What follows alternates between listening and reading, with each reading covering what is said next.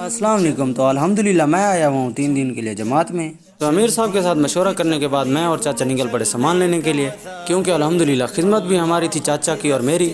تو ہم بازار پہنچے، وہاں سے سامان لیا۔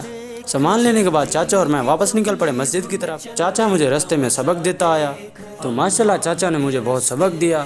اتنی دیر میں ہم مسجد پہنچے تو ہمارا تعلیم کا ٹائم بھی ہو گیا، تو ہم سب نے بیٹھ کر تعلیم سنی۔ الحمدللہ خدمت تو میری تھی، میں نے سالن بنایا اور دسترخوان بچھایا۔ ہم سب نے بیٹھ کے کھانا کھایا۔ کھانا کھانے کے بعد ایک بچے نے ماشاءاللہ مجھے قرآن پاک سنایا۔ اس کے قرآن سنانے تک ہمارا سونے کا ٹائم بھی ہو گیا تھا، تو ہم سب سو گئے۔ دوسری صبح پھر ہمارا مشورہ ہوا کہ گاشت کے لیے نکلنا ہے، تو امیر صاحب نے جوڑیاں بنائی۔ جوڑیاں بنانے کے بعد مجھے چاچے نے بلایا اور کچھ باتیں سکھائی، تو اس کی باتیں سننے کے بعد میں نے بہت فائدہ حاصل کیا۔ تو ماشاءاللہ سے چاچا نے باتیں مجھے سنا کہ میرا دل ہی جیت لیا۔ ماشاءاللہ سے اس نے مجھے بہت باتیں سکھائی کہ جو بھی کرنا ہے بیٹا جوانی میں ہی کرنا ہے۔ میں بھی، امیر صاحب بھی اور ایک چاچو اور بھی تھا، تو ہم نکل پڑے دعوت دینے کے لیے۔ آگے ہمیں الحمدللہ 2 بندے مل گئے۔ ہم نے ان کو دعوت دی کہ بھائی آپ نے آنا ہے شام کو، تو اللہ آپ کو جزائے خیر دے گا۔ دعوت دینے کے بعد ہم مسجد کی طرف نکل پڑے۔ مسجد میں پہنچے تو ناشتے والے برتن دھونے تھے، سب برتن اکٹھے کر کے برتن دھوئے۔ برتن دھو کے رکھ کے میں مسجد کے اندر چلا گیا۔ آگے سارے ساتھی بیٹھے ہوئے تھے، تو ہم سب نے مل کر ایک نعت پڑھی، ماشاءاللہ بہت پیاری نعت پڑھی۔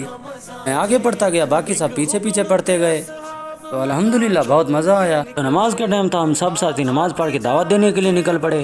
تو ہمیں دور دیکھے کچھ لوگ نظر آئے، کبوتر اڑا رہے تھے، تو ہم نے بولا چلو ان کو بھی دعوت دے دیتے ہیں۔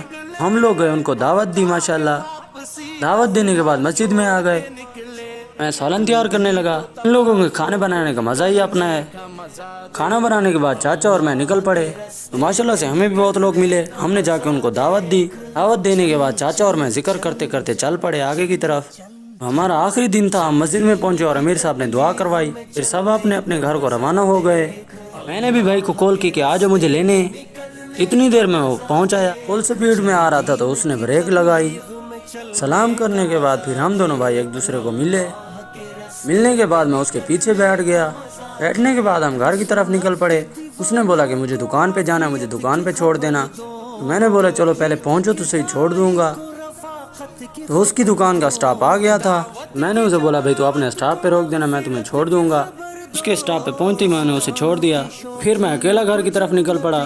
میں آپ سب بھائیوں کو گزارش کرتا ہوں کہ اللہ کی راہ پہ نکلو، اپنی زندگی بھی بناؤ اور آخرت بھی بناؤ، کیونکہ ایک دن مرنا لازمی ہے۔